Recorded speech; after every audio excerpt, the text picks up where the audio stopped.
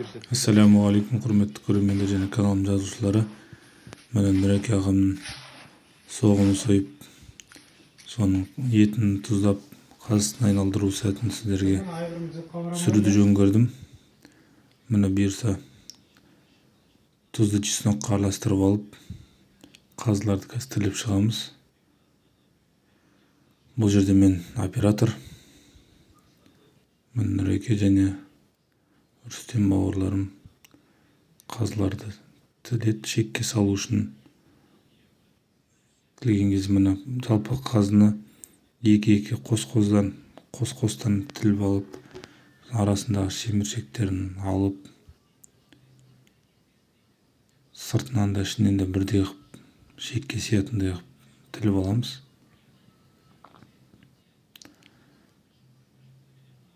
Видео каналда әртүрлі мал сою, сиыр, қой, жылқы барлығын түсірген видеолар бар. Кіріп қарасаңыздар болады. Толық жіліктеу барлығы көрсетілген. Каналға кіріп қазақша контентті қолдаңыздар. Ұнаса лайк басып бөлісіп отырыңыздар. Ал кеттік. Міне қазының ортасындағы шеміршегін алып тастаймыз, себебі шекке сыймайды және шек тесіп шығуы мүмкін. Сол үшін алып тастаймыз. Бұл бір лайфхак айтайын.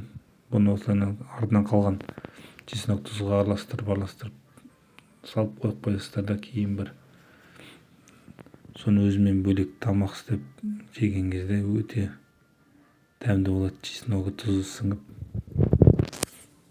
керемет тамақ болады. Соны істесеңіздер болады.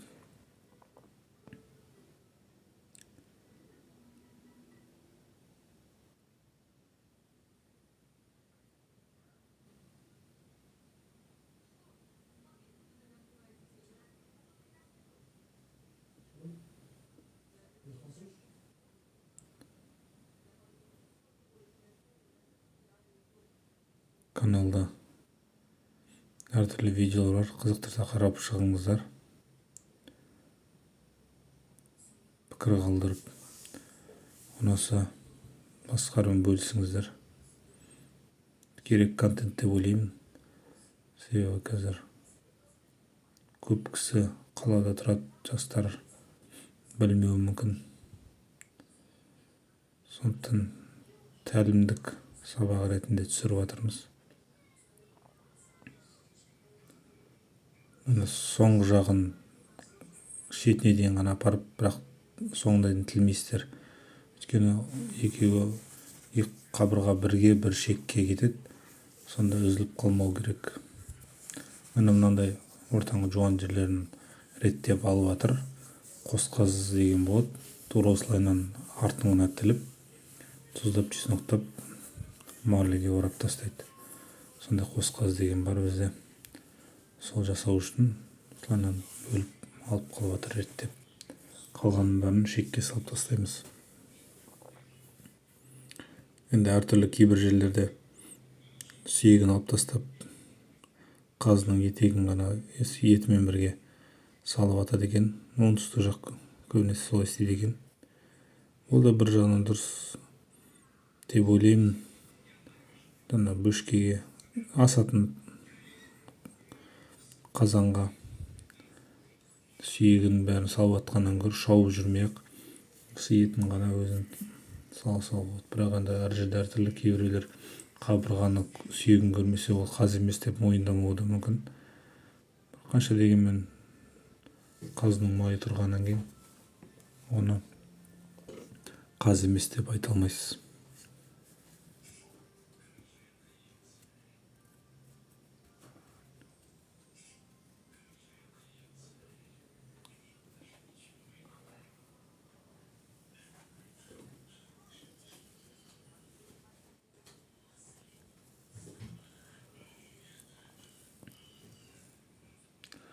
Сіздерде қалай істейді? Жазып кетіңіздер. Ой бөлісейік.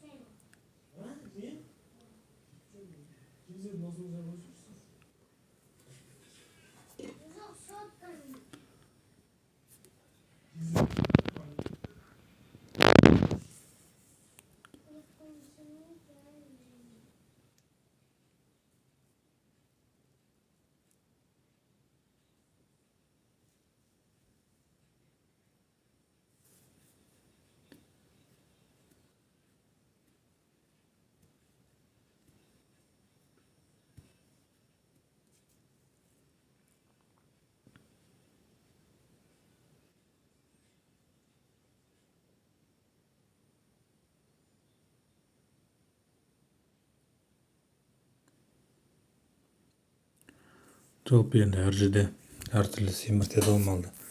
Кейбір кісілер сырттан тағадан әкеп соя салған жөн көреді.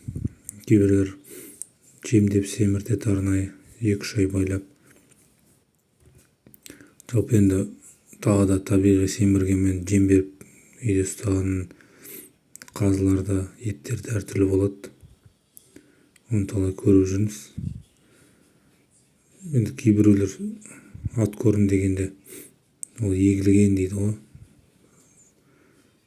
Біз мысалы тек қана вермек немесе альбет сияқты құрт түсіретіндерді ғана басында ат көрінға байлайтын кезде беріп, егіп, одан кейін болды.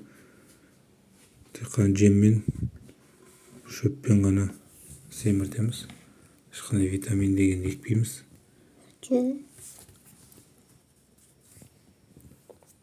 Ал міне шекке салу сәті басталды. Жалпы бір кесе чеснокқа 1 килограмм тұзды араластырсаңыздар қазға жеткілікті. Шекті де қарап алу керек. Шектің бір жағы жіңішке, бір жағы жуан болады. Сол жағын жуан жағынан бастап кіргізесіздер. Міне тұзы чесноктай қазының арасына толықтай жағып аласыздар. Ертең күн ішінде сіңіп дәм беріп тұрады.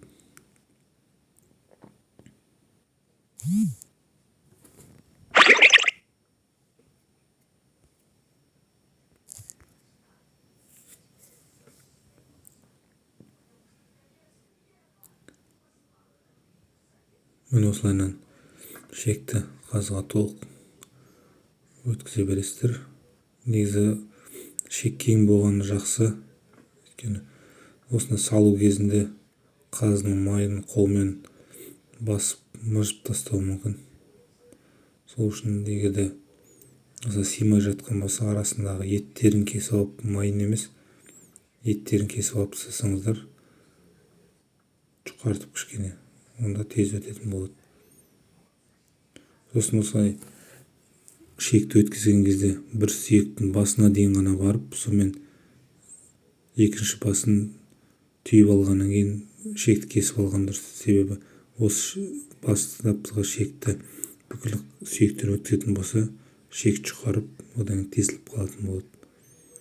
Сол үшін жаңа шекті жеке-жеке қазыларға өткізген дұрыс.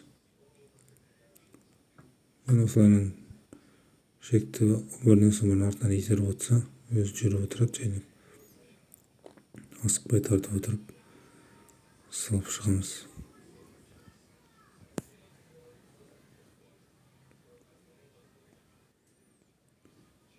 Енді бұл да бір қызық қой. Соғым сойып, қаз айналдырып, қыс бойы қонақ шақырып, қызыққа қуанышқа жеу деген ол да бір қазақтардың кезінде көшпенді өмірдің бір қызығы болған ғой. Және де бұл етті сақтаудың өте бір тиімді тәсілі. Етке жел күн тимегеннен кейін ет қараймайды, және де тұзы чеснок болғаннан кейін тұз болғаннан кейін ол сасымайды. Көктемде бір кептіріп кезінде жерге көмген немесе ұн бар ғой, кезінде сандықта тұрды ғой, сондай ұндардың ішіне салып қойса, оны өзі салқын болып тұрады, және де ет бұзылмайтын болған. Шыбын-шіркей тимеу үшін де етті қақтап коптить етеді дейді ғой. Тобылғымен, қайыңмен сөйтіп қақтаса, ол да сақтауға өте пайдалы болған. Қазақтар соның бәрін кезінде біліп кеткен ғой. Біз қазір морозильникке салып та сақтай алмай жатқан жөніміз бар. Морозильник деген нәрсе жалпы тоңазытқыш, етті үсіріп жібереді. Сол үшін ол жерде еттерді аздап тұздап салса, ол да өз бетімен тұзы сіңіп дәмді болып тұрады. Тоңазытқыштағы ет үсіп кетеді, дәмсіз болып қалады. Сондықтан ескерген жөн. Жаз бойы жемдесеңіз, осылайынан қыста тұздап чесноктап, бұрын тер жабу деген болатын. Қазір бөшкеге сондайға салады ғой. Сөйтіп тұздап чесноктап салып тастасаңыз, осындай тұздап чесноктап бір бөшкеге салып тастасаңыз, көктемге дейін тұрады. Көктемде күн жалғанын ашып, далаға бір қандарын кептіріп, жерге жайып алсаңыз, одан кейін морозилькіге апарып тоңазытқа салғаннан кейін жаз бойы келесі жылға дейін де тұра береді. Шетінен алып жей бересіздер. Видео ұнаса лайк басып қолдаңыздар, бөлісіңіздер. Басқаларға да пайдасы тисін.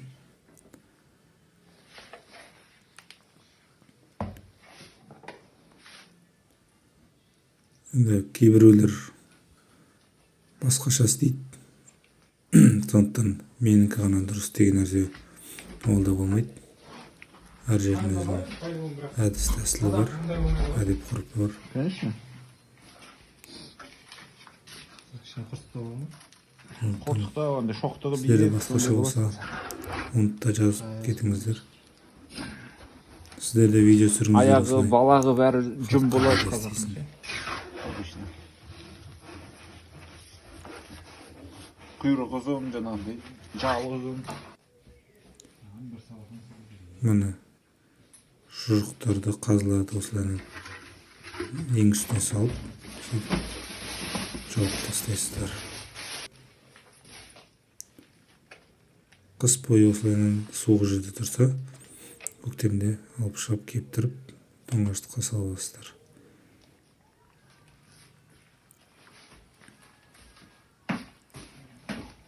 Арқа сақпай болсын, сіздерде соғым сойып, қазығарда жеңіздер. Шұжық жалжая, ол өте дәмді, пайдалы.